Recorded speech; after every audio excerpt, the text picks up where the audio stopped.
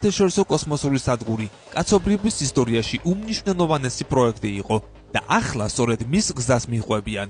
ასე კოსმოსური სააგენტოებისა და კომერციული კომპანიების მოთხოვნილებების დაკმაყოფილებას შეძლებენ. ამასთან Starlab-ის მთავარი იდეა ადამიანის კოსმოსური თავგადასავლების შენარჩუნებას ემსახურება. თანაც ეს მხოლოდ სამომავლო გეგმას კი არ წარმოადგენს. კომპანიებმა უკვე დაასრულეს დიზაინის მთავარი ეტაპი. აქვე აღსანიშნავია, რომ NASA სურს ISS-ის საბოლოო გაუქმებამდე ორბიტაზე ერთი კომერციული სადგური იყოს განთავსებული. ამრიგად, Starlab-ის დამტკიცების შემთხვევაში NASA-ც მიიღებს სარგებელს კოსმოსური კვლევებისა და მარსზე ადამიანის გაშვების განხორციელებაში. Starlab-ის პროექტი 2021 წელს დაიწყო Voyager Space-ის, მისი შვილობილი კომპანიის Nanoracks-ისა და Lockheed Martin-ის მიერ. პირველი პასუხისმგებელია სტრატეგიასა და ფინანსებზე. Nanoracks-ი პასუხისმგებელია სადგურის განვითარებაზე, ხოლო Lockheed Martin-ს უნდა აეშენებინა საცხოვრებელი მოდული და სხვა მოწყობილობები. იმავე წელს პროექტმა NASA-სგან $160 მილიონი მიიღო. 2023 წელს Voyager Space-მა გამოაცხადა სტრატეგიული პარტნიორობა Airbus-თან.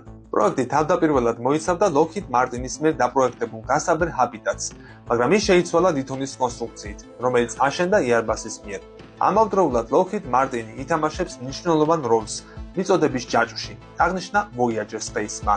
პროექტს ორი განყოფილება აქვს: ამერიკის შეერთებულ შტატებსა და ევროპაში. ამ უკანასკნელს უშუალოდ ევროპის კოსმოსური სააგენტო მოემსახურება. 2023 წელს იგეგმებოდა, რომ სადგური 2028 წლისთვის გაშვებულიყო, აღნიშნავს TechCrunch-ი.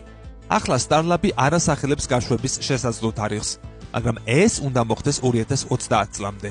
უკვე ცნობილია, რომ ამ სადგურის ნაწილებს კოსმოსში SpaceX-ი გაიტანს. Airbus Loop ასე ერქმება ამ სადგურს. ეს კოსმოსური სადგური 4 კაციანი ეკიპაჟისთვისაა გათვლილი, რაც მას შესაფერს ხდის მომავალი კოსმოსური სადგურებისა და მარსზე ხანგრძლივი მისიებისთვის. როგორც ანიმაციური ვიდეოდან ხედავთ, ინტერიერის დიზაინი 3 დონისგან შედგება. მათ შორისაა საცხოვრებლის განყოფილება, სამეცნიერო განყოფილება და ცენტრიფუგა, რომელიც გრავიტაციის სიმულაციას ერთდროულად ეკიპაჟის 2 წევრისთვის ახდენს.